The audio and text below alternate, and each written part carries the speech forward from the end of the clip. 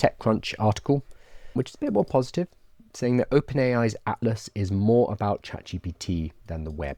So OpenAI unveiled its browser, ChatGPT Atlas, during a live stream on Tuesday.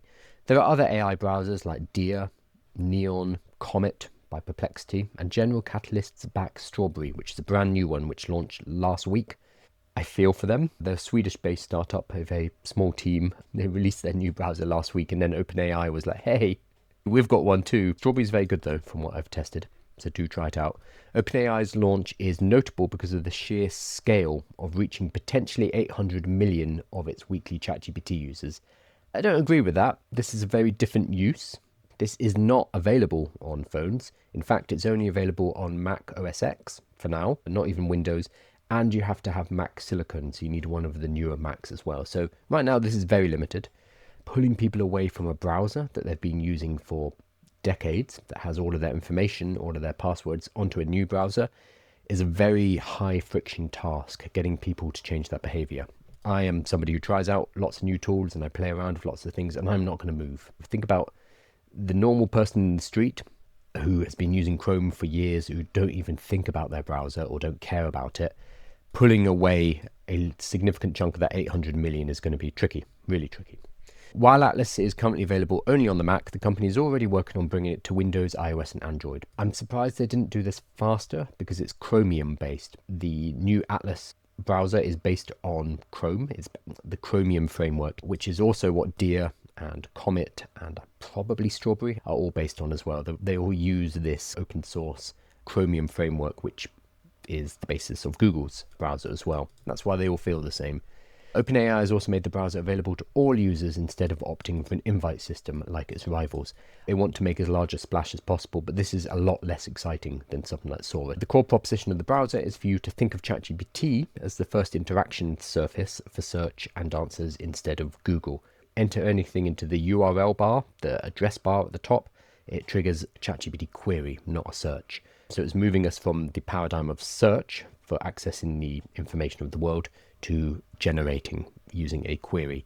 There is a search button as well, but what it does, which is extremely cheeky, is it just pulls the top results from Google and shows them to you inside of Atlas. And it has a little button which is, hey, do you want to see these on Google?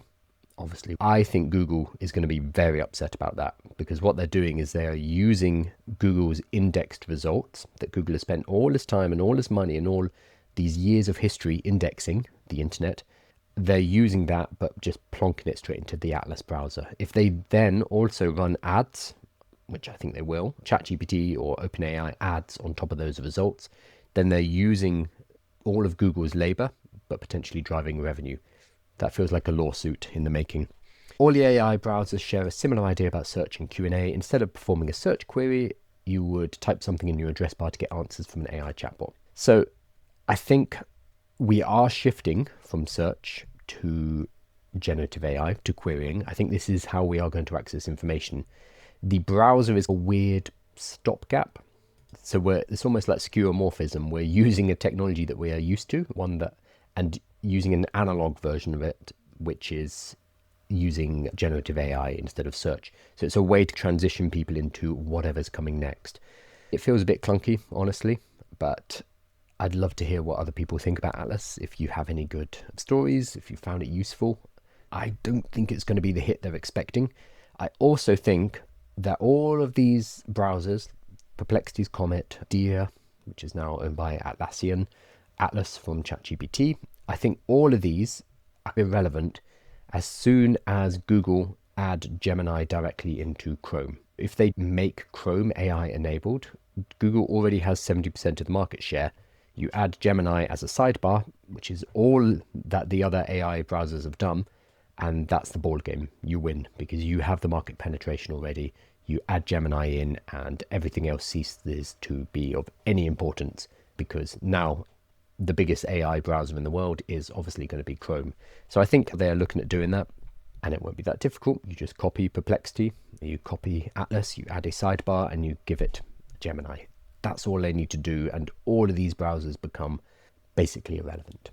Tell me what you're thinking of Atlas. I played around. I'm not particularly impressed, but maybe you have different thoughts.